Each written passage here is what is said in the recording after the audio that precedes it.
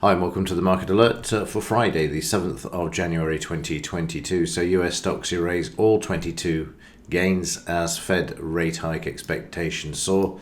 The market is now pricing in an 86% chance of a March rate hike. Well, it's 3 months away. They're getting a bit keen, aren't they?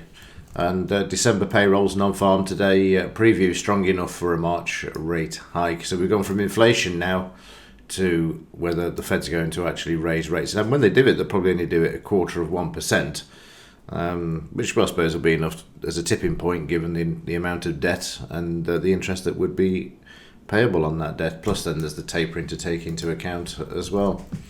So today, what have we got? Don't normally look at Canadian. That must be in part of the options. Let me just get rid of that and apply. There we go. So yeah, today it's the big one, isn't it? First week back, non-farm.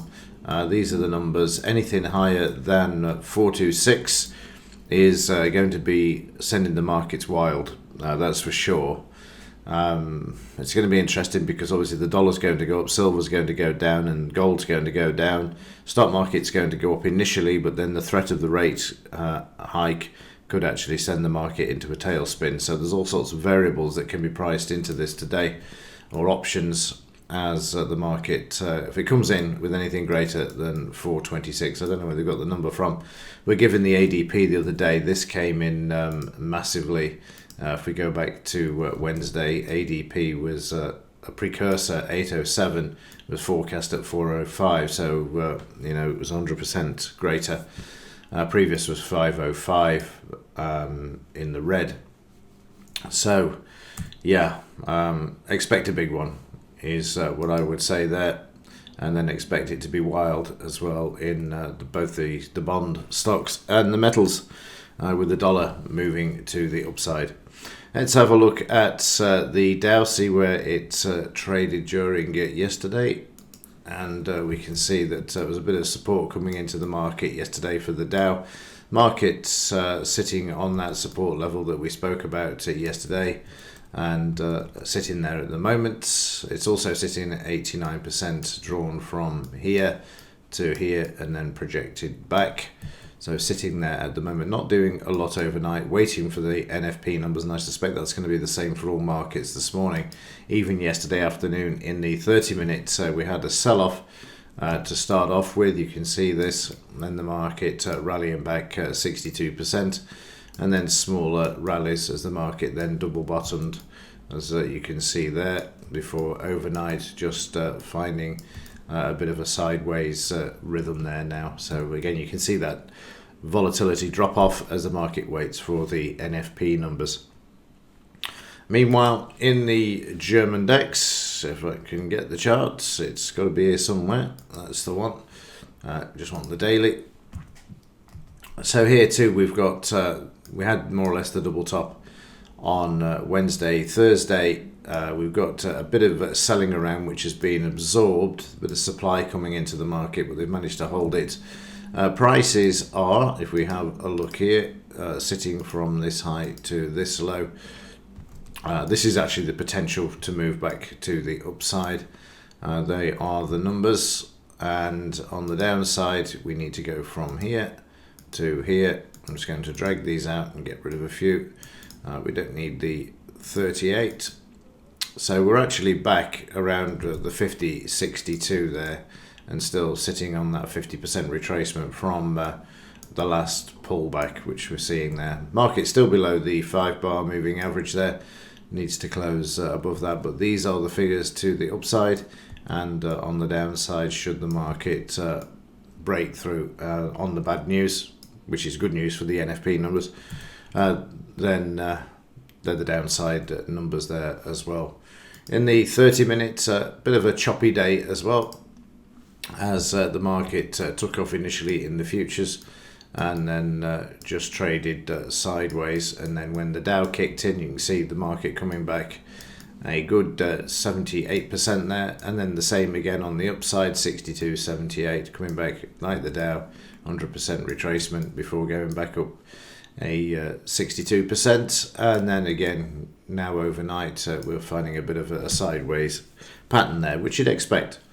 So in the 2 minute chart, not so brilliant to kick off with. The market was all over the place. It'd been moving nicely in the pre-market, moved up 100 points there, and actually more if you take into account that it kicked off at 6:30. This is just the futures kicking off there. So just under 100-point move. And then we got very messy when the market kicked off there at 8 o'clock. Yeah, that was 8 o'clock where we're kicking off there. Actually, this is the futures market at this time, isn't it? No, this is the kickoff, 8 o'clock here. So the market rallying up and then starting to settle down, but we've already got a sell at the close, and the market did that even though we had a buy, which failed. We then had the sell. So we had a loss of 28 on the first, plus 32 on the second. On the third one, which was just the stop was just too close, and the market moving higher, but then we did have a sell that switched for a potential continuation of this move, but didn't do so, and that also resulted in 23-point loss and a 20 here as the market found support at the low. And then we had a final one here of just a scalp there of 9 points as the market started to come back. But one thing to observe here, and this is why I've moved on with the trading strategy and developed it. If I put the stochastic in, you will see that the long side there, you were going against a market that was oversold and losing momentum.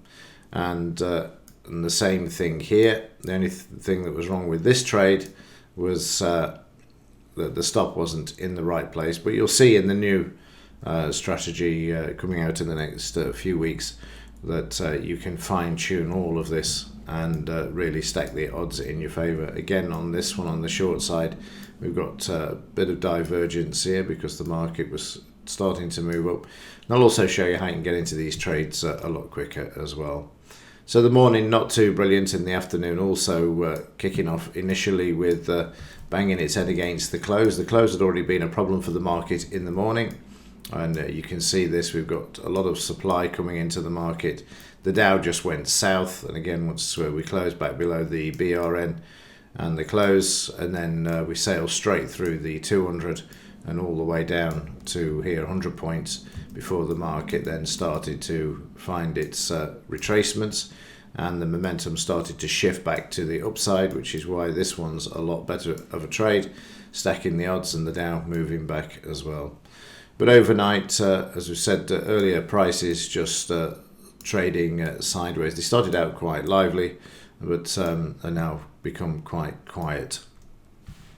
In the metals markets, as I said yesterday, expect silver to be hammered, and it well and truly was hammered, down nearly $2, straight through the 89% retracement. Expect more of this, and watch this low being taken out today. If the NFP numbers come out greater than the forecast 400 and whatever it was, they will use that to absolutely slam the price of gold and silver. This was yesterday's slam. As you can see there, they did it in the pre-market, which we spoke about in yesterday's market alert, saying that it looked weaker. It looked weak, and they did. As soon as they broke the S1 and the 2250, which was crucial. You can see they were trying to hold it at 2250 even with demand.